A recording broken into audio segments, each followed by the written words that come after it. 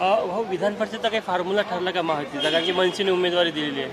नाही, अजून आमची चर्चा व्हायची आहे, चर्चा करून ठरवू. छगन भुजबळांनी म्हटलं की 4 जागा शिवसेना मागत, त्यामुळे महायुतीमध्ये यावरून काही वाद होईल. तुम्हाला काय माहिती मिळते महत्त्वाचं नाही आहे.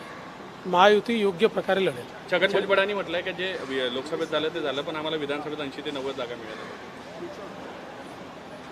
विधानसभेमध्ये कोणी किती जागा लढायच्या या संदर्भात तिन्ही पक्षाचे नेते एकत्रित बसतील, योग्य फॉर्म्युला ठरवतील आणि त्यानुसार तिन्ही पक्षांना जागा मिळतील.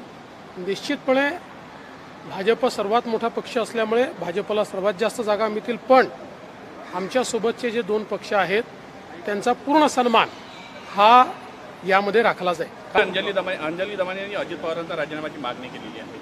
अजित पवारांनी फोन केला होता असं त्यांचं म्हणणं आहे. मग संजय राऊतवर तुम्ही रिॲक्शन द्या का? काल त्यांनी जी भूमिका मांडली त्याबद्दल तुमचं काय? साहेब, मी तुम्हाला वारंवार सांगितलं की संजय राऊत यांच्यावर मला प्रश्न विचारत जाऊ नका.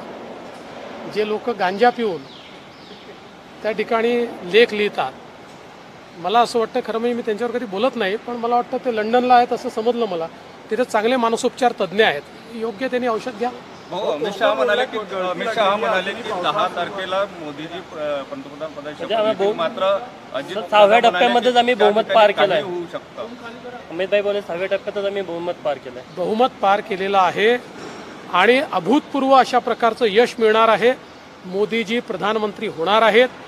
आता शपथविधी ते कधी घेतील हे मी नाही सांगू शकत, पण निश्चितपणे मोदीजीच देशाचे प्रधानमंत्री होणार आहेत. अशाच माहितीसाठी मराठी प्रिंट यूट्यूब चॅनलला सबस्क्राईब करा व नोटिफिकेशनसाठी बेल आयकॉनवर क्लिक करा.